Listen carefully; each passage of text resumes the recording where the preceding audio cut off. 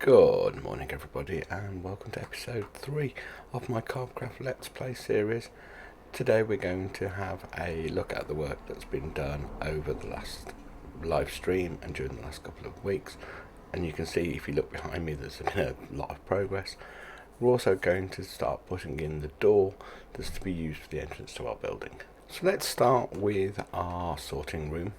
We have, since you've last seen this, completed all our storage facilities, and you can see behind me and around, if I pan around, you can see that we have completed every room with our storage facilities, completed the roof that was in progress on the last episode, as well as moved our furnace array and our lava source with our dripstone up onto this floor. If we have a wander into one of our storage rooms, and they all follow a fairly similar concept, you can see we've chosen a 3x3 barrel construction to separate out our items. Each one has a sign on it.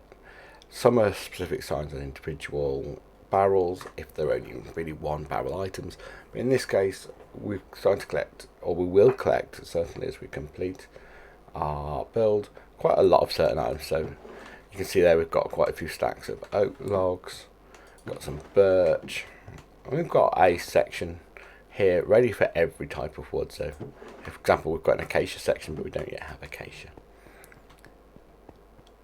And we've come down to where we've got sticks, ladders, all the various signs, bamboo, scaffolding, chests, spare barrels, leaves. We've got trapdoors. Now in here as well we've got sand, plain glass. You see here we've got a 16x16 construction, and that's because there are 16 colours of dye in Minecraft, so it makes sense to have one for each type. And you can see there our squid farm has been working really well for us as we've been collecting the ink sacs that we need to make more black dye so that we can eventually top up our grey dye. Same thing for glass, so white glass, it's got some magenta glass, and eventually we'll have all 16. You can see we haven't yet labelled all the barrels because we haven't yet collected all the glass that we want or need. White concrete, so arrows, iron doors. Yeah, you get the idea of where we're going. And we've repeated this concept across every room. So that one's one of the corner rooms, but here on the flat room you can see we've got the same thing. And eventually we'd like to get to the point where every room has an ender chest, crafting table, stone cutter if required. Not every room will require a stone cutter. For example, the wood room, as I call it, doesn't really require a stone cutter because all the stone isn't in here. So you can see here we've got the granite, the andesite, the smooth stone. The things that I did decide to do when I was sorting out the storage area is to split out my nether and end items so I can come and find them nice and easily, which is why you'll see that here is our quartz and our blackstone as opposed to being in with the stone, and we call that other world the overworld stone room. Is it a perfect system? Possibly not. Will we end up using more? Absolutely. That's just the nature. I tend to hoard a lot.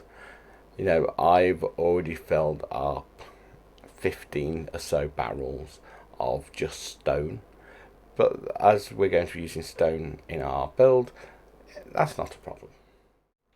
And if we come out to our floor, you can see we have completed the 2 basement floors. We need to fill in a little bit there once we've completed it.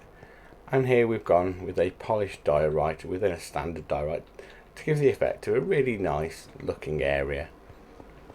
That once we complete all the walls, this will be the ground floor, and you're going to come in through the doors here, and as you come through the doors it's going to be one of them big reception desk areas and then offices around either side. One of the things I have been doing over the last couple of days is I started to put the glass and the stone pillars in, and we're going to mix some andesite in with this stone so it doesn't just look completely uniform. Is I've cleared out the area just around the edge, just so there's a clear separation between the skyscraper and the surround. Eventually we will terraform all that land, but we haven't yet got to the stage where that's ready. I'd rather get the skyscraper complete. We completed quite a lot of this basement work on the storage system on my live stream last Sunday over on www.twitch.tv/Niftyrat, where every Sunday morning we get together and work on the skyscraper with the community. Feel free to drop it in, come and say hello, come and join in the fun. But what we're going to do for the rest of the video is start over there with our automated door. That's going to be our plan for today, and that's what we're going to try and get complete on this video. First of all, we're going to clear out the space we need, and we're going to actually use pressure plates to activate our door. So we want a 3 wide door, and we're going to go back about 5 blocks. So if our door's here, then it's 1, 2, 3, 4, 5. I'm going to say about, of course, I mean exactly 5 blocks. This is going to be our pressure plate system, so we're going to dig down. So first things first, let's put in place our sticky pistons. We're going to end up needing 6 in total. But initially we'll put the 3 vertical ones in, and then put their 1 block below the floor there, because that's where we want our glass to retract into. So if we just pop some glass on top of those sticky pistons, you can see that when they push up, they'll then be at that correct level. So we need to put the redstone in that's going to power the pistons. So let's build that back up, find ourselves that redstone.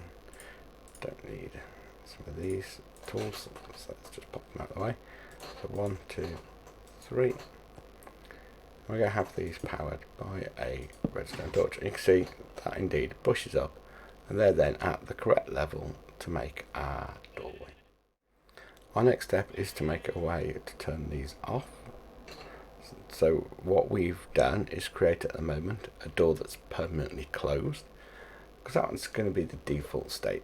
So in order to turn the pistons off, we need to power the block this torch is stood on. So we'll put a line of redstone, another block, because we want to take this up a little bit further, and we're going to put a repeater in, which I didn't pick up. Let's pick some repeaters up out of our redstone box, and then we're going to take some of these out.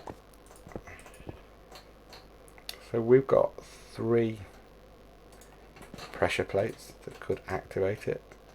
So what we'll do is put a line in of redstone and then our pressure plates. That way when you stand on one, you can see it powers and pulls down. As you can see, when you move forward, it powers the pistons, which brings the door down. Our next step then, let's work on putting in our remaining pistons so that we know where we need to work to. So let's pop some more glass back. 1, 2, 3. At the moment, obviously, we haven't got anything we can attach the pistons to, so let's grab out our stone. So we've knocked out a couple of panes of glass and just popped in some stone just to give us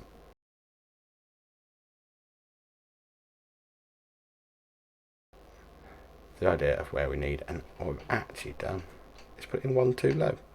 So back in a moment. We're just going to apply our sticky pistons, and this will be the tricky part. It's just trying to get them rotated correctly. And there we have 1, 2, and 3. And again, when they're powered, they'll attach to the glass, pull the glass up. So now we need to link our redstone on this side back to our sticky pistons. So we'll do that now. We put in place a simple redstone line, a couple of repeaters, just to drive our signal into this block. On this block, we're going to pop a redstone torch, like so.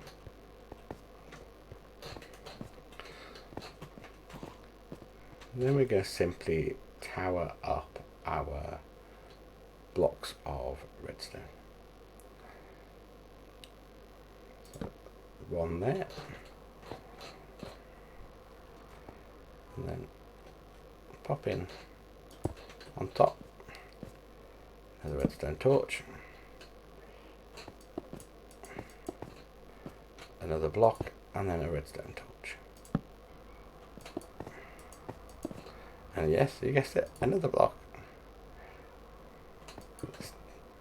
This time we're going to, I don't want these.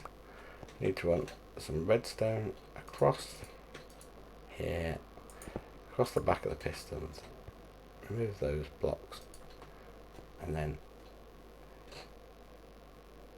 put that on there.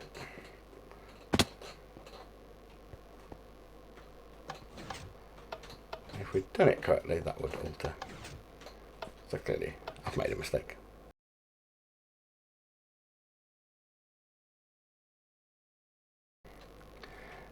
Clearly I didn't pay enough attention when I was doing this. So let's take that block out. Don't need that redstone torch there. That needs, oh, should have been redstone. That redstone needs to go into there.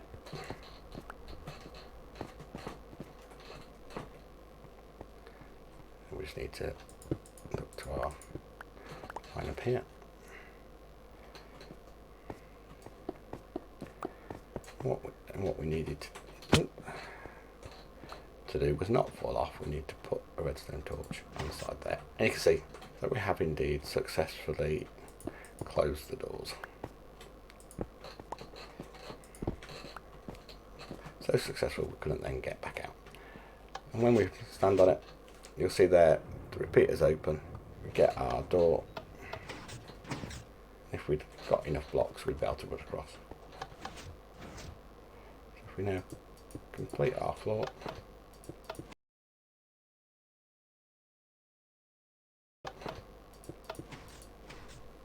and here's where we find that I put it a block too high. Quick, we can get through it.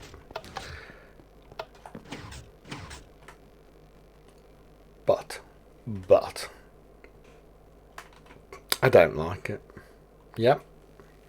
Been away, had a think, had a play with it. I know I'd only done one side, so just not that well out. I don't like it. I don't like the pressure plates. I know we haven't prettied it up, and maybe it'd look better once it's all pretty, but I just don't like it. I just don't like it.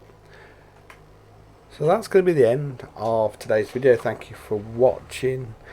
I'm going to have to go away and have a think about what we do about this.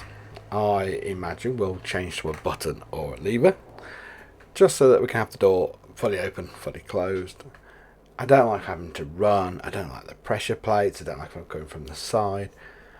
I'm going to have to rethink it all. But if you've enjoyed the video, hit like, leave a comment for the YouTube algorithm. I will be live on twitch.tv/Niftyrat on Sunday mornings for Minecraft at 8 AM UK time, and for other games during the week 10:30 PM Monday, Wednesday, Friday. And I will see you all next time. Goodbye.